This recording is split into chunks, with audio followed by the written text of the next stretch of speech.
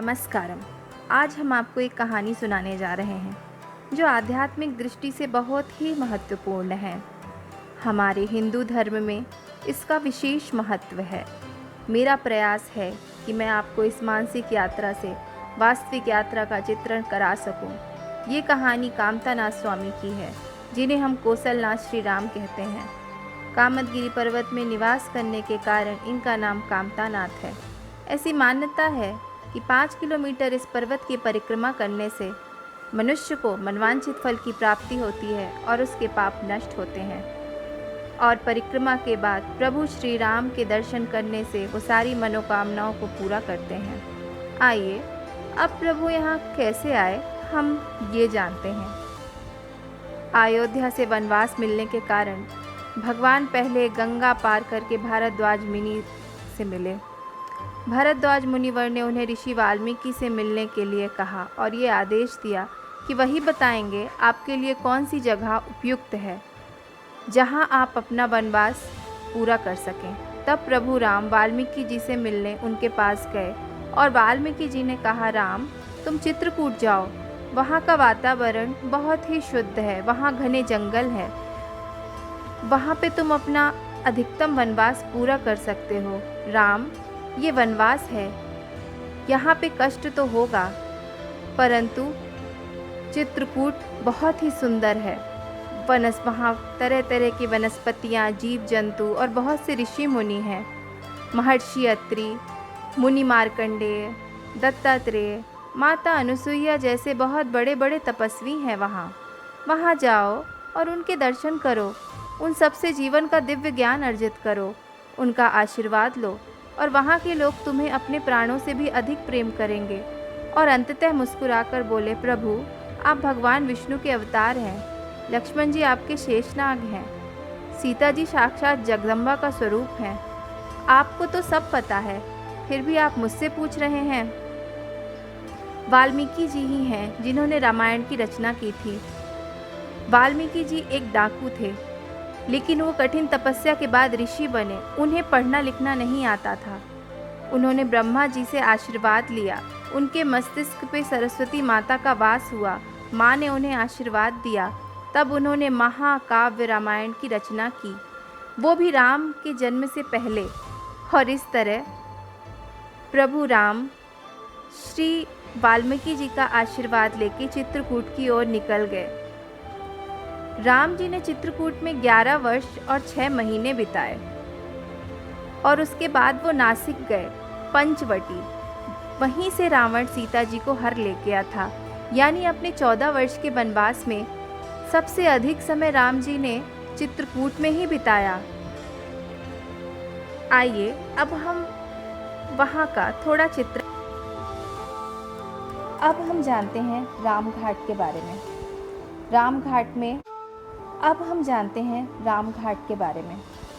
रामघाट में राम लक्ष्मण रोज स्नान करते थे। वैसे एक कहानी बहुत ही प्रचलित है। एक बार गोस्वामी तुलसीदास जी को 2 छोटे बालक नदी से स्नान करके आए और बोले, हम दोनों के माथे में तिलक कर दो। तब तुलसीदास जी चंदन घिसने लगे और बालक बोले, चित्रकूट के घाट पर हुई संतन की भीड़, तुलसीदास चंदन घिसें, तिलक दे ते रघुवीर। और तुरंत तुलसीदास जी समझ गए कि ये भगवान राम है और तिलक किया और उसके बाद भगवान गायब हो गए। लक्ष्मण पहाड़िया, ये वो पहाड़ है जहाँ से लक्ष्मण जी प्रभु श्री राम और माता सीता को रात्रि के समय पहरा देते थे, ताकि कोई राक्षस या कोई खतरनाक जानवर उनके भाई पर हमला न कर दे। इस कारण इस पर्वत का नाम लक्ष्मण पहाड़िया पड़ गया। भरतकूप वह जगह है जहाँ भरत ने पवित्र जल को भारत के सभी तीर्थों से लाकर एकत्र किया था। उनका प्रयोजन था कि मैं राम जी का अभिषेक वहीं कर दूंगा, सारे के सारे तीर्थों के जल के साथ। मगर राम जी ने मना कर दिया। उन्होंने कहा, मैंने अपने पिताजी को वचन दिया हुआ है, मैं अभी वापस अयोध्या नहीं जा सकता, पहले मैं वनवास पूरा करूंगा, उसके बाद जाके ही अयोध्या का राजभार संभालूंगा और राम राज्य स्थापित करूंगा। इस प्रयोजन के साथ जब भरत यहाँ आए और उनके पास इतना सारा जल था सारे तीर्थों का, उन्होंने अपने ऋषि से पूछा कि मैं क्या करूं, इस जल को कहाँ रखूं। तब ऋषि वशिष्ठ ने कहा, ये जल एक कुएं में डाल दो, इस कुएं में वो सारे फूल भी डाल दो जो तुम लाए हो अपने साथ अभिषेक करने के लिए, और युगों युगांतर तक ये जल बहुत ही शुद्ध रहेगा। अब हम महत्व जानेंगे भरत मिलाप मंदिर का। भरत मिलाप मंदिर है जहाँ भगवान राम से भरत मिले, उनको अयोध्या ले जाने के लिए उनके प्रेम और आत्मीयता के प्रभाव से वहाँ के पत्थर पिघल गए और उनके पैरों के निशान वहाँ बन गए। सती अनुसुईया आश्रम। राम सती अनुसुईया आश्रम गए। वहाँ अनुसुईया माता ने माँ सीता के सतीत्व की शक्ति समझाई और कभी मैले न होने वाले दिव्य वस्त्र और आभूषण भी दिए। सीता रसोई। एक सीता रसोई भी है वहाँ, जिसमें कहते हैं शादी के बाद पहली बार सीता जी ने यहीं पे खाना पकाया था। वैसे तो सीता जी माँ अन्नपूर्णा का ही स्वरूप हैं, पर उन्होंने चित्रकूट में इसी रसोई में पहली बार प्रभु के लिए खाना पकाया था। आज भी वहाँ पे उनका चकला और बेलन रखा हुआ। एक कथा प्रचलित है, उसके अनुसार माता सीता एक दिन गुप्त गोदावरी गुफा में स्नान कर रही थीं। इस दौरान मयंक नाम के राक्षस ने उनके वस्त्र चोरी कर लिए। इस पर सीता जी ने अपने सिर के बाल उखाड़ कर उसे श्राप दिया।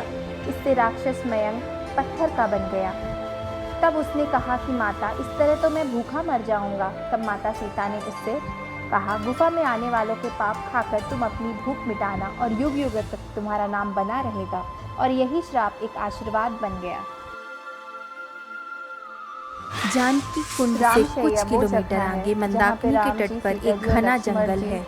ऐसा माना जाता है रामचरितमानस के अनुसार कि यहाँ लक्ष्मण जी के साथ राम जी थे और हनुमान जी यहीं पे इस खबर को लेकर आए थे कि माता सीता अशोक वाटिका में लंका दहन करके प्रभु श्री राम के पास आए और उनसे कहा, प्रभु मेरे शरीर में बहुत जलन हो रही है, यह गर्मी मुझसे सहन नहीं हो रही है। तो भगवान ने कहा, हनुमान तुम जाकर वहाँ चट्टान पे लेट जाओ, ऊपर से एक धारा निकलेगी जो तुम्हारे शरीर की जलन को शांत करेगी और इससे तुम्हें बहुत ही आराम मिलेगा। इस प्रकार इस धारा के निकलने से हनुमान जी के शरीर की गर्मी को शांति मिली। उसे हनुमान धारा कहते हैं। जानकी कुंड। जानकी कुंड सीता जी के नहाने के लिए शुद्ध शीतल जल मंदाकिनी नदी थी। वहाँ उनके छोटे छोटे पाँव के निशान जिनमें महावर लगा है आज भी देखे जाते हैं। गुप्त गोदावरी। विंध्य पर्वतमाला में से दो गुफाओं में से दो जलधारा फूटती है। एक गुफा में से धारा निकलकर कुंड में गिरती है, उसे सीता कुंड कहते हैं। दूसरी गुफा कुछ नीचे है। गुफा में एक जलधारा प्रवाहित होती है। गुफा बहुत ही सक्रिय होते हुए बंद हो जाती है। जहाँ गुफा बंद होती है वहीं से पानी आता है और कुछ दूर बहने के बाद वो एक पीपल के वृक्ष में जाकर गुप्त हो जाता है, इसलिए उसको गुप्त गोदावरी कहते हैं।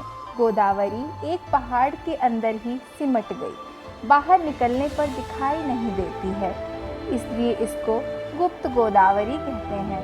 ऐसा कहते हैं कि जब वनवास के लिए राम यहाँ रुके थे तब वो उनसे गुप्त तरीके से मिलने के लिए पाताल लोक से आई थीं।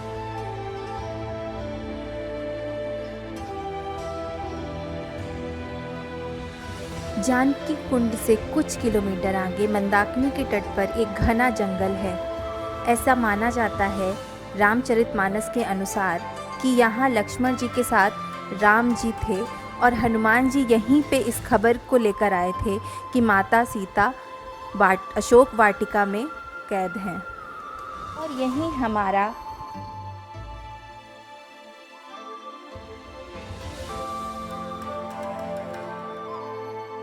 यहीं हमारा चित्रकूट पावन धर्म नगरी का मानसिक चित्रण समाप्त होता है। प्रणाम।